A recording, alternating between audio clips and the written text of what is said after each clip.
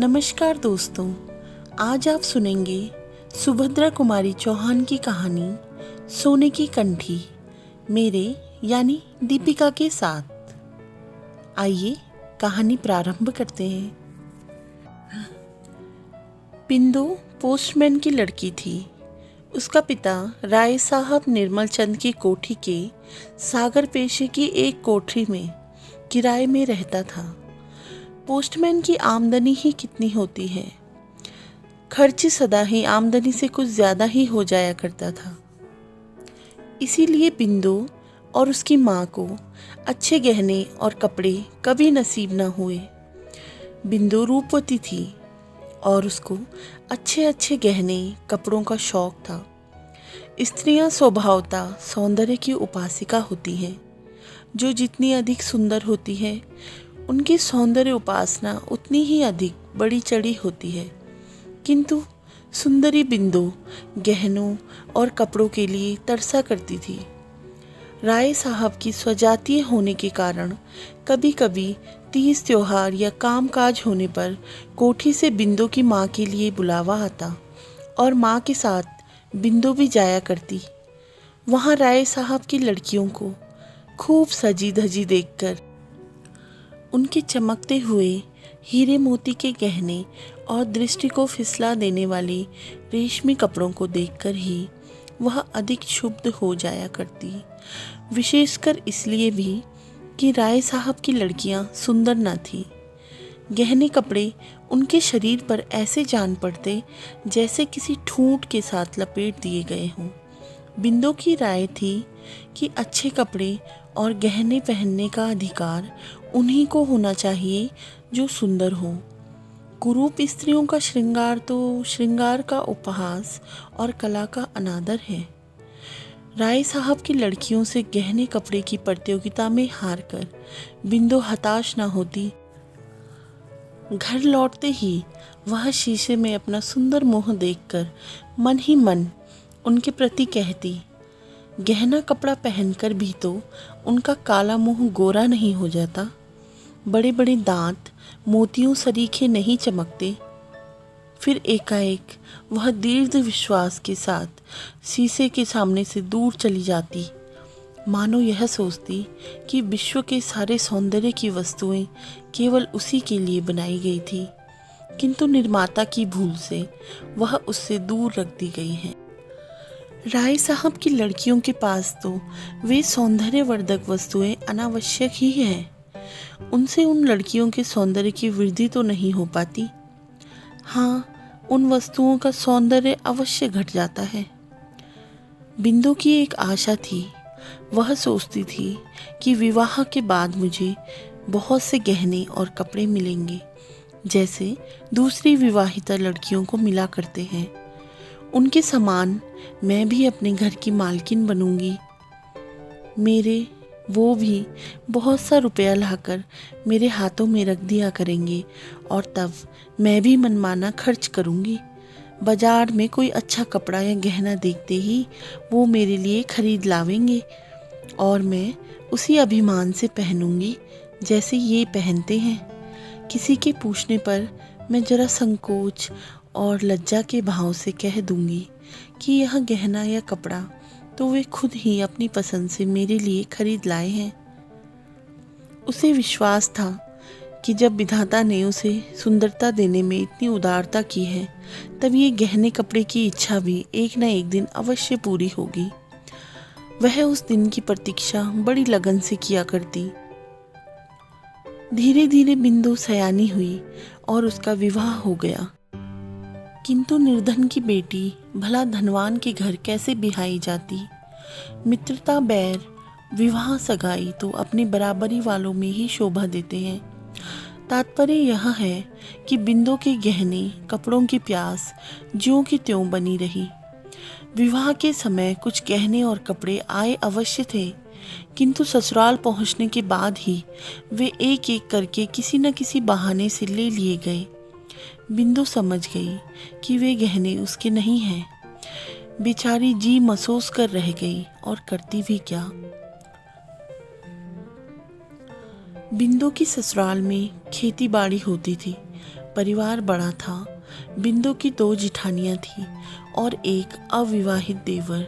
3 भाई तो खेती का काम मन लगाकर करते थे, किंतु बिंदु का पति जवाहर, उसका मन खेती के कामों में ना लगता। वह स्वभाव से ही कुछ शौकीन थे। उनके गाने बजाने की तरफ विशेष रुचि थी। कुश्ती लड़ने और पहलवानी करने का भी शौक था। गठे हुए बदन पर सदा मखमल या तंजेब का कुर्ता रहता। घुंघराले बाल सदा किसी न किसी सुगंधित तेल में बसे रहते। स्वभाव में आत्माभिमान की मात्रा भी अधिक थी। वे कुछ न कमाकर भी घर पर अपना रौब जमाते। बिंदु कुछ पढ़ी लिखी होने के कारण उस देहात में आदर की वस्तु हो गई थी, विशेषकर उस समय अवश्य जब वह रामायण या महाभारत पढ़ती और गांव की अनेक स्त्रियां वहां एकत्रित हो जाती। वे बिंदु की सास की भाग्य की सराहना करती और कहती, यह लक्ष्मी सी बहू तुम्हारे घर आई है, इसके कारण भगवान के 2 बोल हम लोग भी सुन पाती हैं। बिंदु भी अपने इस देहाती जीवन से असंतुष्ट ना थी। सास उसका आदर करती थी, जिठानियाँ उसे काम न करने देती। इसके अतिरिक्त जवाहर भी उसे बहुत प्यार करता। इसके अतिरिक्त उसी घर में लड़ाई झगड़ा होने पर कई बार ऐसे मौके आए कि उसके जेठ अपनी स्त्रियों पर हाथ चला बैठे, किंतु जवाहर बिंदु से कभी एक कड़ी बात भी न करता। वह हर तरह से अपने देहाती ढंग से ही सही, पर उसे संतुष्ट रखने का प्रयत्न करता। बिंदु भी अब सुखी थी। उसे गहने कपड़े की याद ना आती। वैसे तो देहात में अच्छे गहने कपड़े पहनता ही कौन है, फिर भी सबके बीच में बिंदु ही बिंदु दिख पड़ती। बिंदु सबसे अधिक सुंदरी तो थी ही, साथ ही पति की भांति वह भी अच्छे कपड़े पहना करती थी। मना करने पर भी वह जिठानियों के साथ काम करती और सास को नियम से रोज रामायण सुनाती। रात को अलाव के पास बैठती, जहाँ गांव की अनेक युवतियाँ, वृद्धाएं, युवक और प्रौढ़ सभी इकट्ठे होते। फिर बहुत रात तक कभी कहानी होती, कभी पहेलियाँ बुझाई जाती। वहाँ दिन भर के परिश्रम के बाद सब लोग कुछ घंटे निश्चिंत होकर बैठते। उस समय कहानी और पहेली के अतिरिक्त किसी को कोई भी अन्य चिंता न रहती। सवेरे नदी का नहाना भी कम आनंद देने वाला ना रहता। बूढ़ी, युवती, बहू, बेटी सब इकट्ठी होकर नहाने जाती। रास्ते में हंसी मखौल और तरह तरह की बातें होती। बिंदु भी उनके साथ जाती। नदी में नहाना उसे विशेष प्रिय था और कभी कभी जब वह बिरहा गाते हुए दूर से आती हुई अपने पति की आवाज़ सुनती, या जब वह देखती कि उसका पति अपनी मस्त आवाज़ में खुदा गवाह है हमको तुमसे प्यार है गा रहा है, तो उसे ऐसा प्रतीत होता कि जवाहर उसी को लक्ष्य करके कह रहा है। तात्पर्य है कि बिंदु पूर्ण सुखी थी। अब उसकी कोई और इच्छा न थी। एक बार बिंदु की माँ बीमार पड़ी। माँ की सेवा करने के लिए बिंदु को लगातार 4-5 महीने नहर में रहना पड़ा। फिर उसकी आंखों के सामने वही राय साहब की लड़कियां और वही गहने कपड़ों का प्रदर्शन होने लगा। उसकी सोई हुई आभूषणों की आकांक्षा फिर से जाग उठी थी। वह सोचने लगी, क्या इस जीवन में मेरी अभिलाषा कभी पूरी ना होगी? तो फिर ईश्वर ने मुझे इतना रूप दिया ही क्यों? किंतु विधि के विधान पर किसका जोर चलता। राय साहब निर्मल चंद 40 के उस पार पहुंच चुके थे, फिर भी उनमें रसिकता की मात्रा आवश्यकता से अधिक थी। वे प्राय सिनेमा देखने जाया करते, किसी कहानी की एक्टिंग के लिए नहीं, केवल सुंदर चेहरों को देखने के लिए।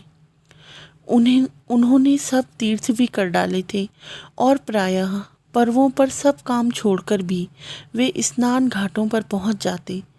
किसी प्रकार के पुण्य लाभ की उन्हें इच्छा रहती थी या नहीं, यह तो ईश्वर जाने, किंतु स्नान करती हुई युवतियों के अंग प्रत्यंग की ताक झांक की उत्कटता स्पष्टता उनके चेहरे पर कोई भी साफ देख सकता। वे कश्मीर और नैनीताल भी अक्सर गर्मियों की छुट्टियों में जाया करते, किंतु वे जलवायु परिवर्तन के लिए जाते थे या किसी और उद्देश्य से, यह कहा नहीं जा सकता। वे सुंदर स्त्रियों के पीछे अनायास ही मीलों का चक्कर अवश्य लगा आते। वे बहुत ही कुरूप थे, इसीलिए सुंदर की तो बात अलग रखिए। कोई कुरूप से कुरूप स्त्री भी उनकी तरफ आंख उठाकर देखने में अपना अपमान समझती थी। इसीलिए प्रायः गंदे मजाक करके वे अपनी वासना की तृप्ति कर लिया करते। इसके अतिरिक्त वे परोपकारी भी थे। उनके घर एक नामी गिरामी वैद्यराज रहा करते थे, जो राय साहब के मित्रों और उनके आश्रित निर्धनों का मुफ्त में इलाज करते। उनका दवाखाना राय साहब की बैठक से लगा था। मरीज को दवा लेने के लिए राय साहब के बैठक से होकर ही वैद्यराज के पास जाना पड़ता। बिंदु की माँ का इलाज भी यही वैद्यराज करते थे। घर में और कोई न होने के कारण बिंदु को ही माँ के लिए दवा लानी पड़ती।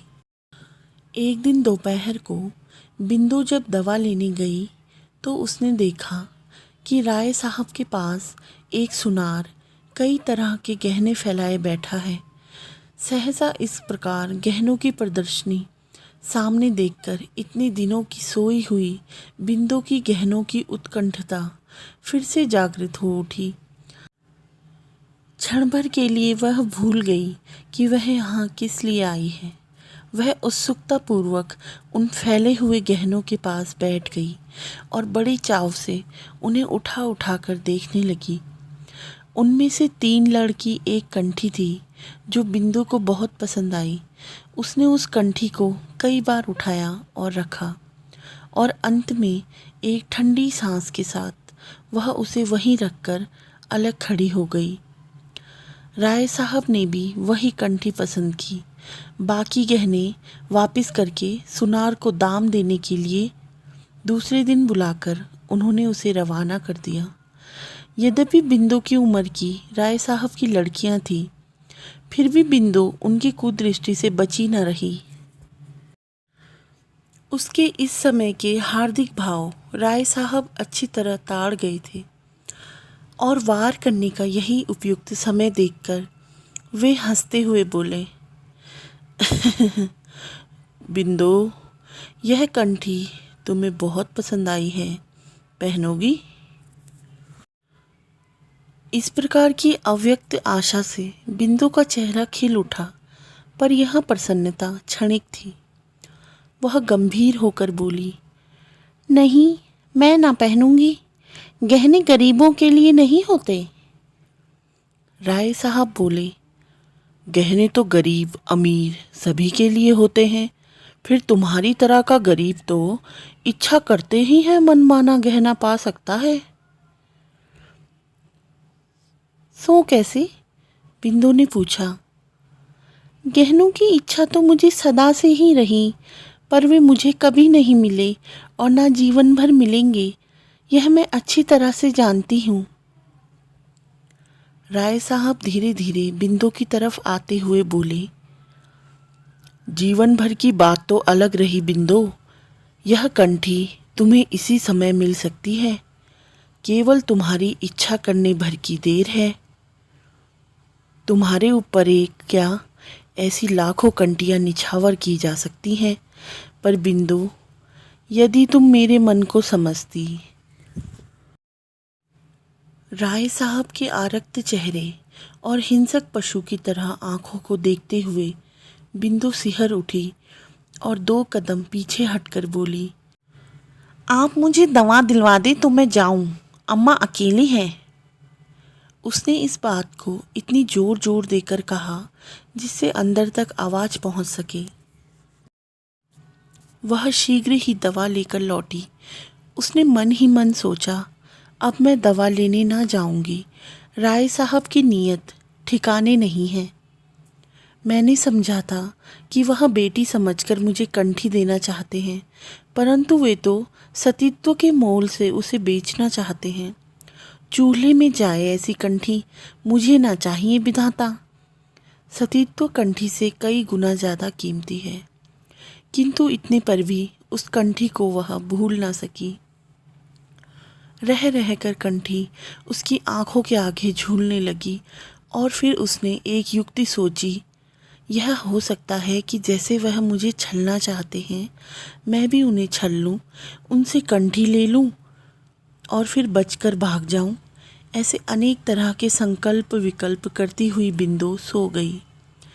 दूसरे दिन दोपहर को बिंदु को फिर दवा लेने जाना पड़ा। पहुंचकर उसने देखा कि राय साहब के मसनद के पास उसी तरह की 4 कंठियाँ पड़ी हैं। बिंदु के पहुंचते ही राय साहब ने उससे बैठने को कहा। बिंदु बैठ गई। कल उसने जितने संकल्प किए थे उसे इस समय याद ना रहे। कंठियों की चकाचौंध के सामने बिंदु को सब कुछ भूल गया। बिंदु के सामने ही राय साहब ने एक कंठी को तौलाकर उसकी कीमत 250 रुपये सुनार को देकर विदा किया। बिंदु चकित दृष्टि से उस कंठी की ओर और कभी उन रुपयों की तरफ देखती। व्यापारी के जाते ही जैसे उसकी तंद्रा टूटी। वह उठकर खड़ी हो गई, बोली, दवा दिलवा दीजिए, मैं जाऊं, देर हो रही है। अभी कहाँ की देरी होने लगी। ये कहते कहते राय साहब ने एक कंठी बिंदु के गले में पहना दी और उसे जबरन पकड़कर एक बड़े शीशे के सम्मुख खड़ा कर दिया। फिर उसकी तरफ सतृष्ण नेत्रों से देखते हुए बोले, अपनी सुंदरता देखो, वहाँ बिंदु है या कोई दूसरी। बिंदु मंत्रमुग्ध सी देखती रह गई। वह अभी राय साहब की किसी बात का उत्तर भी न देने पाई थी। बिंदु को जैसे बिच्छू ने डंक मार दिया हो। वह घबराई, किंतु उसका वश न चला। इस प्रकार कुछ तो कंठी के लालच में और कुछ राय साहब की ज़बरदस्ती के कारण उस दोपहर के सन्नाटे में अभागी बिंदु अपने आप को खो बैठी। बेचारी को उस कंठी की बहुत बड़ी कीमत देनी पड़ी, परंतु उसके बाद फिर राय साहब के घर वह दवा लेने कभी न गई। उसके कुछ ही दिन बाद बिंदु ससुराल चली गई और उस कंठी को भी वह सबसे छिपाकर अपने साथ ले गई। ससुराल में लोगों के पूछने पर उसने यही बतलाया कि यह कंठी उसकी माँ ने उसे दी है, किंतु बिंदु ने उसे कभी पहना नहीं। पति के आग्रह करने पर भी जब कभी वह उसे आध घंटे के लिए पहन लेती तो ऐसा मालूम होता जैसे काला विषधर उसके गले से लिपटा हो। कंठी को देखते ही प्रसन्न होने के बदले वह सदा ही उदास हो जाती। बिंदु के पति और जेठों में अनबन हो गई। भाई भाई अलग हो गए। दूसरे भाई तो खेती करके खुशी खुशी आराम से रहने लगे, किंतु जवाहर, उससे खेती का काम नहीं होता था, जिसका परिणाम यह हुआ कि सब लोग तो 4 पैसे कमाकर गहने कपड़े की फिक्र करने लगे। इधर जवाहर के घर फाके होने लगी। अभिमानी स्वभाव के कारण जवाहर अपनी विपत्ति भाइयों पर प्रकट न होने देता। अब पहलवानी छूट गई। मलमल तंजेब के कुर्ते मैले दिखने लगे। सिर में तेल भी कहाँ से मिलता, जब खाने के लिए घर में अन्न का दाना भी न रहता। बिंदु से पति का कष्ट देखा न गया और उसने एक दिन कंठी निकालकर पति को बेचने के लिए दे दी। जवाहर बड़ी प्रसन्नता से कंठी लेकर सराफे की ओर गया, पर थोड़ी देर बाद उसे लौटकर निराशा से कहा, यह तो मुलम्मे की है। बिंदु यह सुनकर सर पकड़कर बैठ गई, मानो उस पर वज्र गिर गया हो। कहानी में अंत तक बने रहने के लिए बहुत बहुत धन्यवाद। आप सुन रहे थे सुभद्रा कुमारी चौहान की कहानी सोने की कंठी, मेरे यानी दीपिका की आवाज़ में। दोस्तों, यदि आपको आज की कहानी पसंद आई तो वीडियो को लाइक ज़रूर करें और अपने दोस्तों के साथ शेयर करना ना भूलें। और अगर आप और भी ऐसी कहानियाँ सुनना चाहते हैं तो फिर मेरे चैनल को सब्सक्राइब ज़रूर कीजिए। धन्यवाद।